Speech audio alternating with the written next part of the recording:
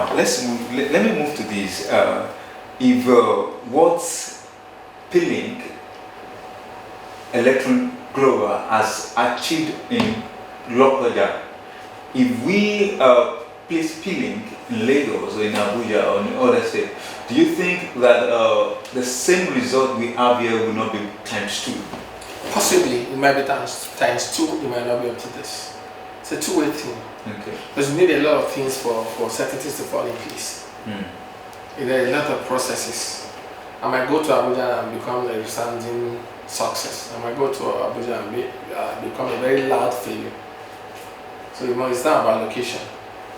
It's not about location. It's about what you're bringing to the table. Alright. So let's move to your innovation and risk taking. Every business has their own risk I won't take. I know you must have invested in different kind of goods and stuff like that. Now, how do you foster innovation within your organization, and what is the most successful innovation you have implemented? I can't think about a singular thing, but like I tell you every day, I take on new challenges. I'm not scared to take on challenges. I do a lot of calculated risk. Okay. I don't just sit back. Like the day I set up my business, I told myself I'm not going to be a conventional businessman that sit at the shop and sell and do that. I want to do something extraordinary. I remember the first step I took 2 years, less than 2 years of business. I decided to travel out of the country to import. I wasn't having the capital, but I had the dreams, and I had people who encouraged me, and I did that. It was nearly catastrophic.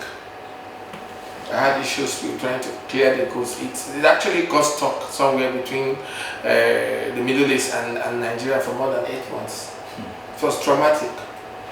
And you didn't think of giving up at this point? And when it came in and I did my calculations, everybody around, 99.9% of people around me said, don't do it again. Concentrate on doing the local thing you know how to do. But I had my visions and my dream. After I got over the first scare, I did it again and did it over and over and over and over again. And I think that gave me a sort of leverage. And so I do a lot of calculated risk. It's part of me. If I don't take risk, I feel something is wrong. If you don't take risk, I feel something is wrong. Feel something is wrong. Yeah. Wow. So we might likely say that in crisis, that is where you always strive. Exactly. Okay. I don't just take risk for the sake of taking risk. I call it calculated risk. Even building this place was a risk. I already have a mall, a mini mall opposite Fidelity Bank here, and people were expecting me to be satisfied with my operations and the mall I have and all. I was at the point I was satisfied, but at the point I said no, let me do something bigger so that I can, spread out my wings and do some other things. So it bettered this place. I know I wasn't having the money to get this property, so I had to approach a bank and they bought and built. It's a huge risk. There are question marks. What if you don't pay back? Even from people very close to me. What if you don't pay, if you are not able to pay back? But thankfully you were able to pay back and we own the property. And it was worth it? It's worth it, 150%. I wake up as if I didn't take this risk. Who knew how my life would pan out? So I'm ready to take more risk. Ready to take more risk. Alright. We have been having this conversation with the CEO MD of Peelinks Electroworld in Lokoja, and we'll be going on a short break. We'll be right back. Don't go anywhere. Are you a developer, estate attorney, financial advisor, market analyst, property manager, or industry expert? Are you one of those who still wonder what is going on in the world of real estate, investment, market trends, success stories of the real estate agents and brokers? Do you want to become a residential or commercial investor? To understand all of this and more, please subscribe to our YouTube channel Malaka TV Online to watch the Real Estate Management and Investor program, which shall also be rebroadcast on any of the TV stations listed on your screen as we make progress. Real estate management and investor program promises to be engaging, motivating, encouraging, educative, and informative as we reveal and interact with those who understand the technical innovation, local and international markets, tax, and financial tips of the business. Join Avoy Unwagu, a veteran broadcaster, and your anchor every Friday by 5 p.m. for explorations, potentials, and benefits that the real estate management and investors hold. Don't miss it. Welcome back. It's still the opinion, and we've been having this conversation with the MD CEO of Peelinks Electroworld, and that is Chief Peter Emeka. And of course, we still have some questions to feed him on. Sir, thank you so much for the conversation so long. Now we want to look at the challenges and the lessons that you have learned. There was a period in time that you had a crisis here in Peelinks. It was a sad one, very sad one, but you were able to bounce back. How were you able to come back? A lot of people have gone through this kind of challenges, and they were unable to come back. What is that thing that makes you come back and the lesson? Thank you so much. Like you said, on September 25th, 2020, this whole facility got burnt to the ground. I tell people it was scraped completely from the ground. So this is a whole new setup. It was a monumental, it was heartbreaking, it was a catastrophic disaster that brought us on our knee. Watching yourself lose about 90% of what you labored for in less than 5 hours could be mind-numbing. It was heartbreaking for me, but I was able to pick the pieces because I keep telling people we were not trying to just, have a shop and sell. We're building a brand. Okay, and I keep like the messages I sent out, especially a couple of days after the incident, and then when we did our comeback, I keep being grateful to Cocaites for actually coming through for us. They came through for us in the sense that about a week later we resumed. Thank God we had another facility behind this place which we used as a warehouse, so we converted to a shop and we started operations 8 days after the fire. And our patrons, our customers came back and they continued patronizing us. So that's very, very, very, very huge, vital key to our coming back. I'm not discounting the God factor because even when the incident was happening, in the process of the whole thing, during the incident and after post-incident, I just keep asking God to protect my head, protect my mind, because that's the most important. It's easy to lose your mind, especially when you were there and it happened. It's so easy. I don't want to tell them superhuman. I was able to show that I didn't feel anything. It's not true. It's not true. I was on my knees. I was. My legs were broken. Yeah, figuratively, my legs were broken. But I just begged God to protect my, and He did that wonderfully, because the mind is priceless. Yeah, if you have your mind intact, you solve 70% of your problems. So when my mind was intact, immediately I set into motions, and I was able to push some things into that actually activated our comeback. Firstly, that's why I keep telling people, try and do things right in whatever you're doing. Don't cut corners. I didn't cut corners. I never knew my shop would be engulfed in that kind of infamy. But from the onset, for about 15 years, I've been paying insurance premium on my facility. I just wanted to do things right. I was paying premium on my facilities, and the insurance company came through for me.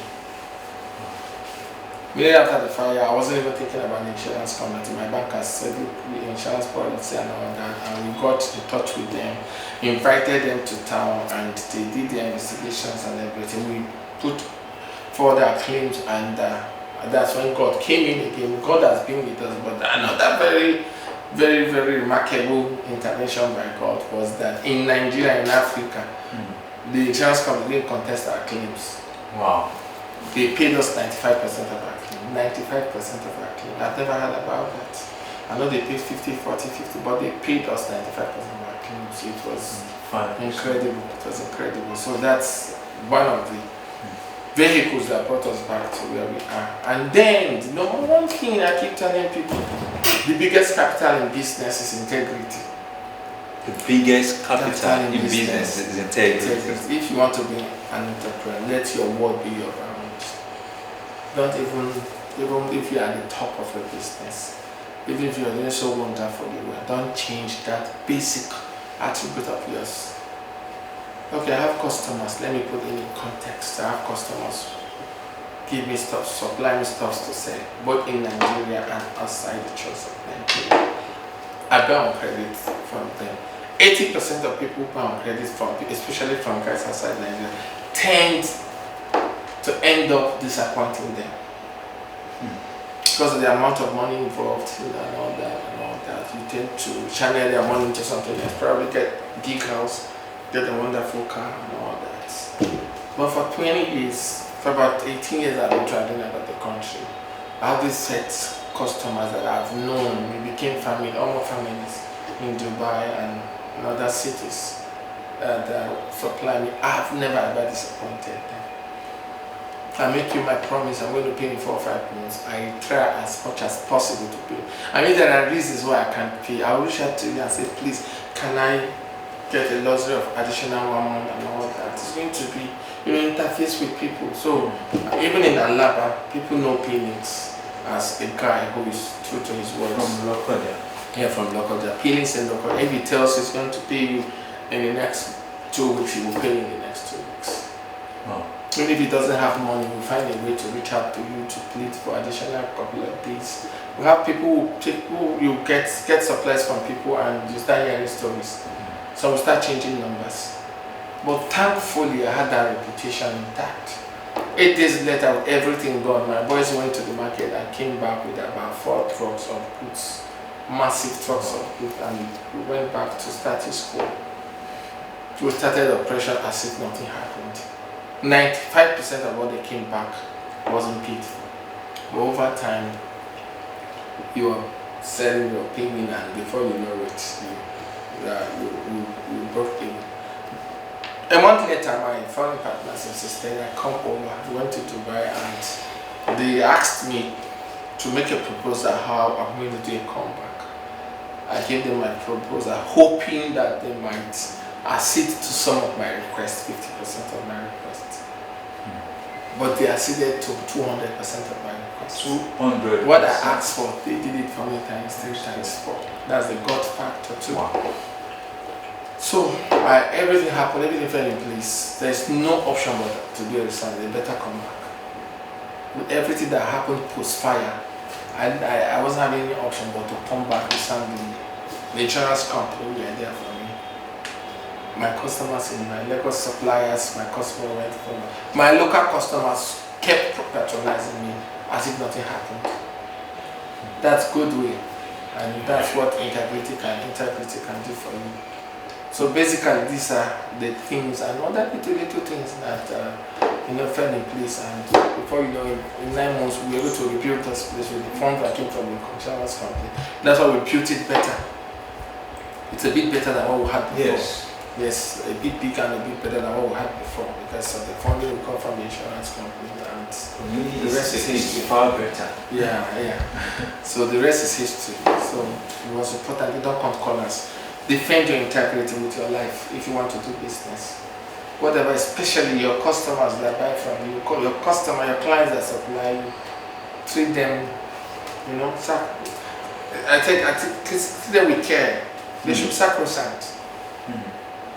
Yes, if you don't joke with them, you can joke with anything else, but don't joke with those people. Your banks too. I didn't even mention the banks.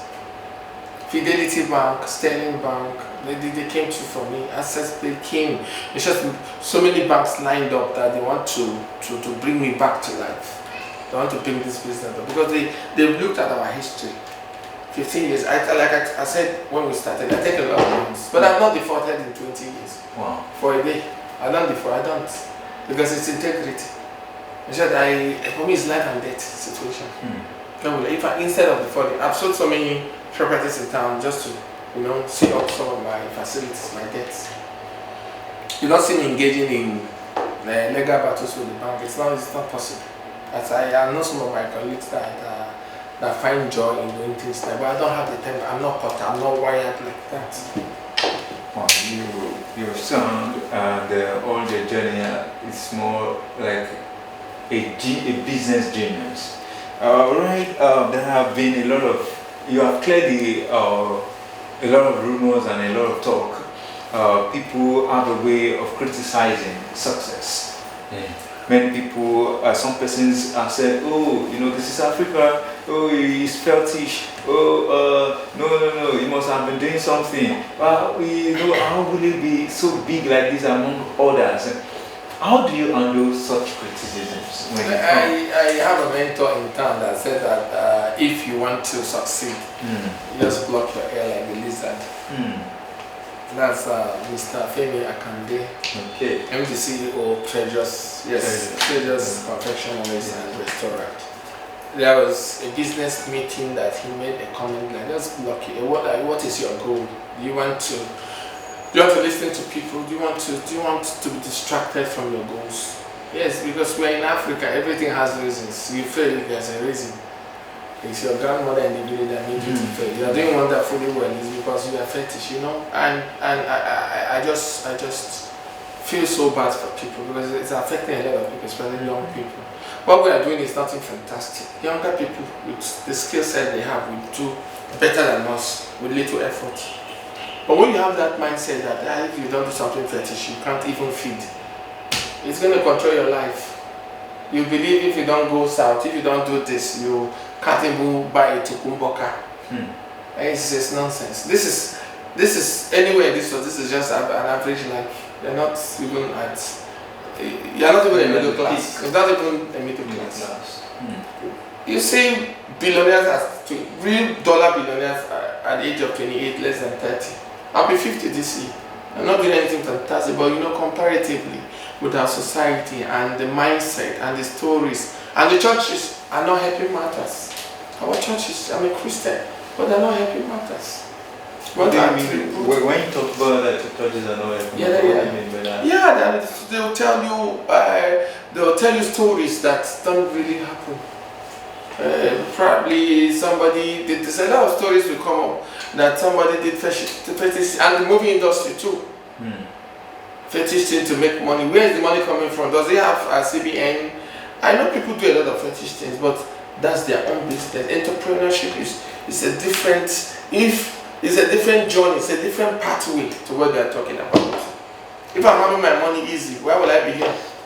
I should be on one beach, sipping wine and everything and relaxing. Who likes working the whole day? No. You see me? Today should be a holiday. Yes. Today should be a holiday. But I came to work by 8. And even if the person is doing fetish, it's just forgetting it's none of your business. Face your pathway, face your calling. And you shouldn't be bothered with that.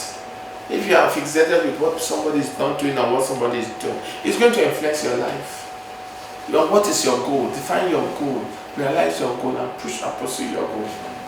That's great. Now, I would like to ask, who is your role model in business? I mentioned in town locally, I have a lot of locally. I have Mr. Femi Akande, Treasures and Confectionaries. He has impacted me in so many ways. His humility, the way he handles himself, and everything. That's the kind of person I want to be in the next 10 years. And then there's my elder brother Chika Omujana. Yes, my elder brother is based in Abuja. He's the quintessential gentleman and quintessential businessman. So I have a lot of them. Even in town locally, amongst my contemporaries, there are people I pick a little from here, a little from there, and add it up. Our friends, I tell you, they're my role model in this aspect. So I don't have a central role model. Out there, I love Donald Trump, not for his politics. Okay. I don't like his politics, but for his business. I've been reading Trump for the past 20 years. I buy all his books, especially his idea on real estate. It's top notch. So there are a few businesses I look up to. All right. If you are to move into another line of business that is not in electron, what business would you like? I think I'll keep it close to my heart. But I have biases for real. I've been doing a little bit of that. Where I've sold my property, so I love real estate. That's the age. It's ageless. The business that can never go out of fashion.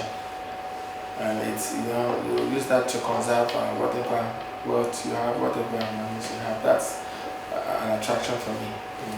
Okay, now let's move. You will be 50 this year. In the next 5 to 10 years, that will be like 60 now. Yeah. Where do you see this business and the industry in this state? So even like I said before the fire, our idea was, expanding, replicating this in Abuja or somewhere in the southeast.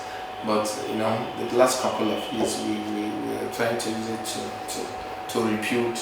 Okay, but after that we rebuild, but we're still in the process of rebuilding. So we see ourselves replicating this somewhere else, 1 or 2 or 3 places.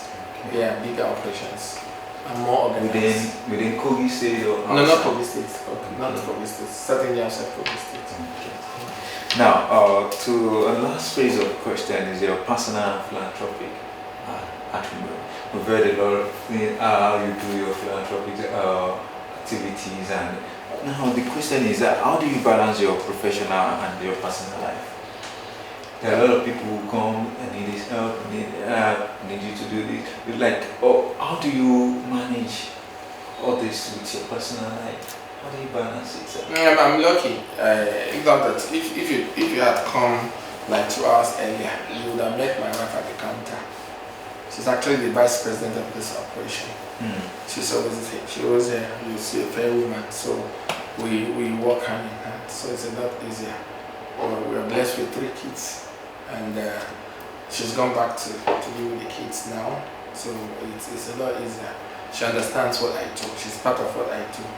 She's part of the decision making. I think 50% of the decision comes from her. So there's this synergy. So we struck a balance. Family, business. It's working. The template is working. You find a good wife. Yeah, I'm lucky, very lucky in that aspect. She's extremely good now. I give that to her. That's great. So what about your philanthropic initiative? Are you involved with and why are they important to you?